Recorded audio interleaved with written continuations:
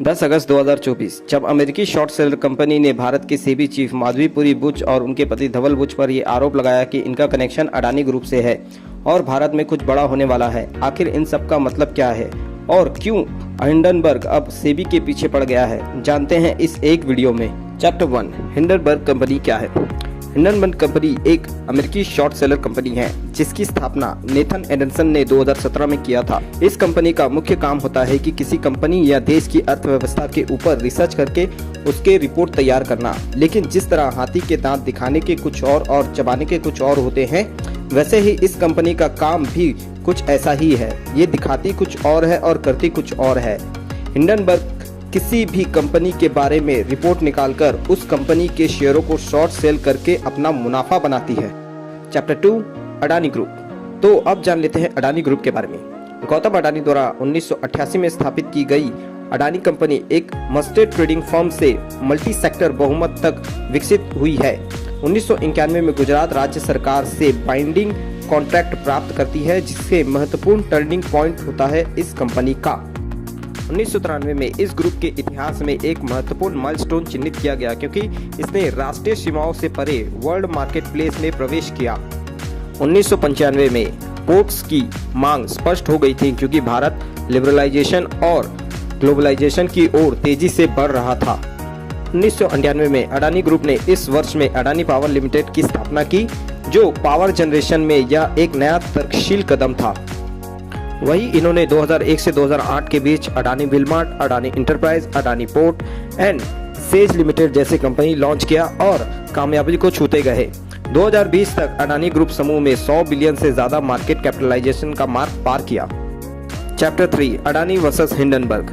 24 जनवरी 2023 को हिंडनबर्ग ने अडानी ग्रुप में how to the world third richest man pulling the largest con in corporate history नाम से एक रिपोर्ट पब्लिश किया।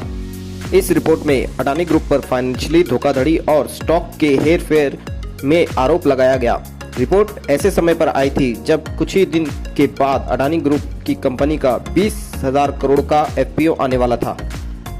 हिंडनबर्ग ने आरोप लगाया था कि सेबी द्वारा शुरू की गई जांच राजनीतिक दबाव के कारण 1.5 साल भी आगे नहीं बढ़ पाई। इस आरोप को निर्धारित बताते हुए अडानी ग्रुप ने कहा कि कंपनियों के शेयरों की कीमतों को नीचे लाने का प्रयास किया जा रहा है। रिपोर्ट के प्रकाशित होने के बाद 24 फरवरी को अडानी इंटरप्राइजेज के शेयर 59% से नीचे गिर गए थे। फरवरी 2023 में सुप्रीम कोर्ट ने इस पूरे मामले पर दायरा याचिका की सुनवाई की। इस याचिका में जांच के लिए कमेटी गठित करने की मांग हुई। वही 2 मार्च 2023 को सुप्रीम कोर्ट ने रिपोर्ट में लगाए गए आरोपों की जांच करने के लिए कहा। सुप्रीम कोर्ट ने अडानी ग्रुप के $100 मिलियन के नुकसान के बाद इंडियन इन्वेस्टर की सुरक्षा के लिए एक पैनल बनाया। 17 मई को कोर्ट ने अडानी ग्रुप पर जांच की रिपोर्ट जमा करने के लिए 14 अगस्त तक का समय दिया। 24 नवंबर 2023 को सुप्रीम कोर्ट ने अडानी ग्रुप को राहत देते हुए सीबीआई की जांच की याचिका को खारिज कर दिया। साथ ही कहा कि शेयर बाजार और शेयरों की कीमतों में हेरफेर के मामले को देखना सेबी का अधिकार क्षेत्र है। इस सुनवाई में सेबी को अपनी जांच 3 महीने में पूरी करने का आदेश भी मिला। 3 जनवरी 2024 को फैसले के बाद गौतम अडानी ने एक्स पर पोस्ट करते हुए लिखा कि सुप्रीम कोर्ट के फैसले के बाद पता चलता है कि सच्चाई की जीत हुई। मैं उन लोगों का आभारी हूं जो हमारे साथ खड़े हुए हैं। जून 2024 में सेबी ने हिंडनबर्ग रिसर्च पर आरोप लगाया कि उन्होंने अडानी ग्रुप से जुड़ी रिपोर्ट एक अमेरिकी हेज फंड मैनेजर के साथ प्रकाशित होने के 2 महीने पहले ही साझा किया था, जिससे वह लाभ कमा सके। हिंडनबर्ग ने सेबी के आरोप का तब खंडन किया था। Chapter 4, SEBI versus Hindenburg. 10 अगस्त की सुबह हिंडनबर्ग ने अपने सोशल मीडिया पर पोस्ट किया कि भारत में कुछ बड़ा होने वाला है।